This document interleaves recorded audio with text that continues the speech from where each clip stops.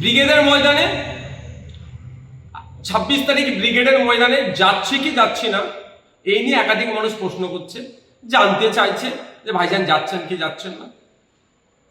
অবশ্যই আমি মনে করি এটা ক্লিয়ার করা একটু দরকার আছে। তার আগে আমি গুটি কয়েক কথা বলব। কেন্দ্র সরকারের এই নিয়ে আসা কালা কানুনের বিরুদ্ধে সর্বত্র গণতান্ত্রিক প্রক্রিয়ায় শান্তিপূর্ণভাবে প্রতিবাদ করে যেতে হবে। সুপ্রিম কোর্টে আমি আইনি, আমার মতো অনেকে আইনি লড়াই লড়ছেন। আগামী 5 তারিখ ডেট আছে। আন্দোলন সংগঠিত করতে হবে, শান্তিপূর্ণভাবে আন্দোলন করতে হবে। আমরা এখানে যত আন্দোলন সংগঠিত করতে পারবো দিল্লিতে ইম্প্যাক্ট হবে।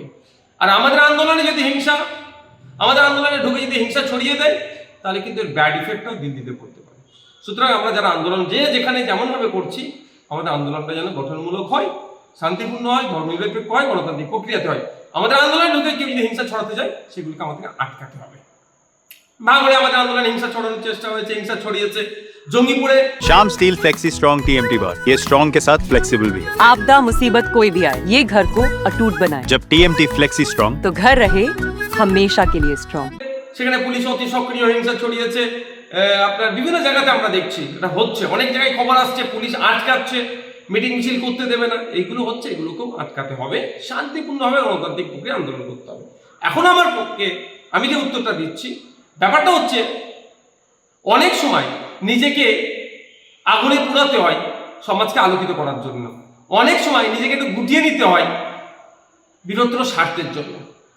আপনারা জানেন মোমবাতি নিজে আগুনে পুড়ে যায় সমাজকে অন্ধকার থেকে আলোকিত করার জন্য। ব্যাপারটা হচ্ছে এখানে আমি যদি এখন ঘোষণা করি আমি ব্রিগেডে যাচ্ছি, আপনারা ইতিপূর্বে দেখেছেন যে জায়গায় আমরা মিটিং মিছিল করছি রাজ্য সরকার কিভাবে সেগুলোতে বাধা দিচ্ছে। ভাঙড়ে দেখুন হাজার হাজার ছেলে নামে আমাদেরকে মিথ্যা মামলা দিয়ে দিয়েছে, আমার নামে মামলা দিয়েছে। আমি আমারটা নিয়ে ভাবি না, আমি গরিব ছেলেগুলোর কথা ভাবি সবসময়। তো সুতরাং আমি যেখানে যদি ঘোষণা দিয়ে দিই তাহলে এই প্রোগ্রামের পারমিশন নিয়ে অনেক সমস্যা হবে, এটা আপনাদের বুঝতে হবে। বড় ভাইজানের প্রসঙ্গে আসি। বড় ভাইজান যে ক্ষোভের কথাটা বলেছেন, একজন দায়িত্বশীল লিডার হিসাবে তার কর্মী অপরাধের উপর অত্যাচার হচ্ছে, যে প্রসঙ্গতে তিনি আমাদের মিটিং মিছিল হচ্ছিল সেটাই তো সবাই করছে, সেইভাবে রেড়ে করে উঠে সরকারকে প্রশ্ন করেনি, সেটা তিনি ক্ষোভের কথা বলেছেন। আর তার বক্তব্যতে তিনি একবারের জন্য বলেননি, অন্য কাউকে নিরুৎসাহী করেনি যে আপনি যাবেন না। তো আমি আবার ফিরে আসি, আমার বলার বক্তব্য এটাই, আমি যদি এই মুহূর্তে ঘোষণা করি যে আমি 26 তারিখে ব্রিগেডে যাচ্ছি, তাহলে আমি আমার যতটুকু রাজনৈতিক জ্ঞান আছে সে জায়গা থেকে বলছি রাজ্য সরকার হেনতান প্রকারে চেষ্টা করবে এই পারমিশনকে বাতিল করানোর জন্য। সেই জন্য একটু গুটিয়ে রেখেছি নিজেকে। অনেক প্রশ্ন আমার ভাইরা করছেন, উত্তর দেওয়া প্রয়োজন বোধ করছি বলে বলছি। শুধু একটা গল্প বলে আজকে আমার ভিডিওটি শেষ করব। গল্পটি এটাই, বাচ্চাবেলায় পড়েছিলাম আমি এক ये स्टाइल का मामला है, रूपा फ्रंटलाइन।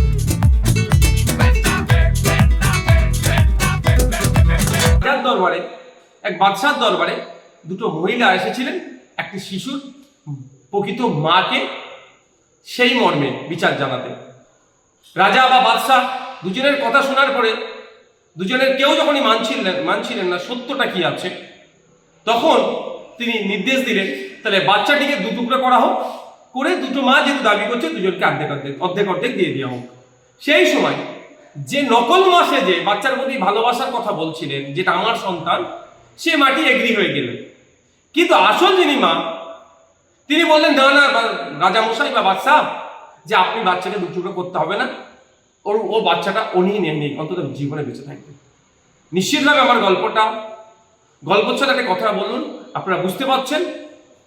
আপনাদের অনুরোধ করব গণতান্ত্রিক প্রক্রিয়ায় শান্তিপূর্ণভাবে ওয়াকফ সংশোধনী আইনের প্রত্যাহারের জন্য বেশি বেশি মিটিং মিছিল করুন। মাথায় রাখবেন, মিছিল নয় মিটিং করুন। মাথায় রাখবেন এই মিটিংয়ে কেউ না হিংসা করতে পারে। যত মাথার সংখ্যা বাড়াবেন তত দিল্লিতে ইম্প্যাক্ট করবে। তবে হ্যাঁ, শান্তিপূর্ণভাবে পৌঁছাবে।